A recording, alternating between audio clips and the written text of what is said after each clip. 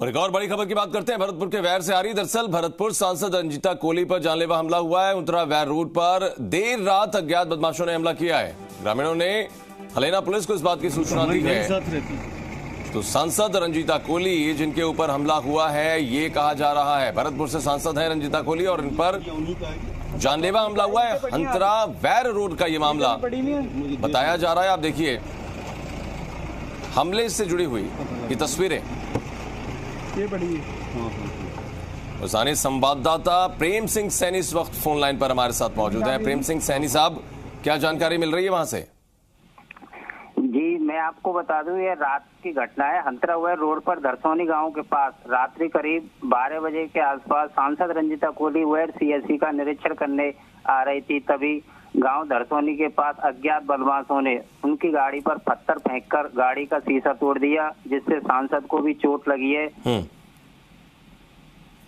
क्या वजह क्या रही है? कुछ जानकारी मिल पाई? किसी तरीके का कोई पुरानी रंजिश से जुड़ा हुआ मामला? चूंकि राजनीतिक शख्सियत होने की वजह से कई बार बहुत सारे ऐसे लोग हैं जिनसे आपका किसी ना किसी बात को लेकर विवाद भी हो सकता है, या राजनीतिक कई बार इस तरीके के मामले सामने आते। तो रंजीता कोहली की तरफ से कोई रिएक्शन आया है कि जिनको उनको किसी के ऊपर शक रहा हो या कुछ ऐसा?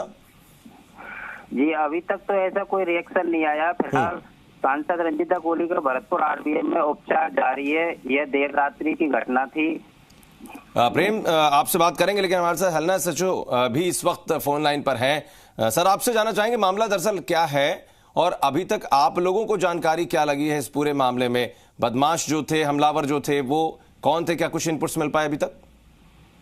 जी, रात करीब 12 बजे सूचना प्राप्त हुई थी कि वैर रोड पर सांसद महोदया की गाड़ी पर किसी व्यक्ति द्वारा पथराव कर दिया है।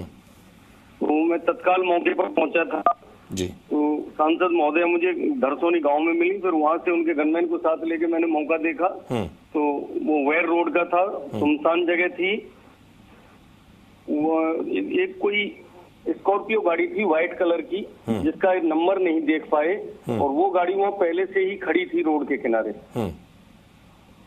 सांसद महोदया उधर वैर की तरफ जा रही थी तो उन्होंने उनकी गाड़ी को रोकने के प्रयास किए होंगे, तो वो रोकने का असफल प्रयास हुआ और इन्होंने अपनी गाड़ी वापस धरसोनी गांव की तरफ घुमा ली। तो उन्होंने पीछे से एक पत्थर गाड़ी के पीछे के शीशे में मारा, जिससे वो पीछे का शीशा क्षतिग्रस्त हो गया है।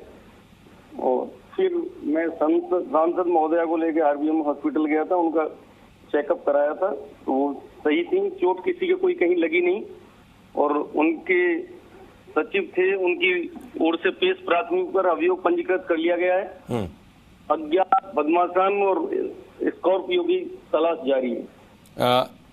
विजय सिंह साहब, एक बात समझना चाहेंगे, दो बातें इसमें निकल रही। एक तो ये कि कहीं कहीं कई बार होता है कि कोई राजनीतिक विद्वेष रहा हो, पॉलिटिकल वेंडेटा होता है, तो ऐसे में बहुत बार इस तरीके के मामले सामने आते हैं। क्या इस तरीके का कोई इनपुट आपके पास? दूसरा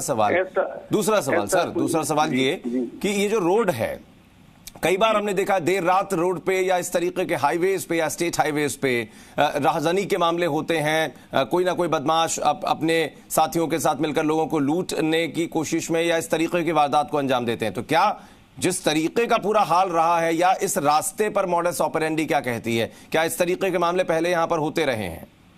जी, इस जो रोड है, ये लिंक रोड है जो मेन हाईवे से वैर के लिए निकल जाता है, गांवों के बीच होता हुआ। इस तरह की कोई लूट जैसी घटना पहले कभी इस रोड पर नहीं हुई है। हाँ, ये चलिए, बहुत शुक्रिया विजय सिंह साहब जीरा आसान से बात करने के लिए। तो हलेना एसएचओ हमारे साथ फोन लाइन पर थे, जो जानकारी वो बता रहे थे कि आखिर क्या कुछ ये पूरा घटनाक्रम रहा है। और जहां तक बात रंजीता कोहली की है, उनके स्वास्थ्य की बात है, वो बिल्कुल सुरक्षित हैं, वो ठीक हैं। और जैसा उन्होंने बताया कि हॉस्पिटलाइज उनको कराया गया, लेकिन वहां पर चेकअप के बाद ये बात है कि किसी को कोई चोट नहीं आई है। लेकिन मामला जरूर पड़ताल वाला है कि आखिर वजह क्या रही है और ये हमलावर थे कौन। इनकी जल्दी से जल्दी धरपकड़ होना बड़ा जरूरी है। प्रेम सिंह सैनी, स्थानीय संवाददाता, हमारे साथ लगातार बने रहे। बहुत शुक्रिया प्रेम, आपका जानकारी के लिए।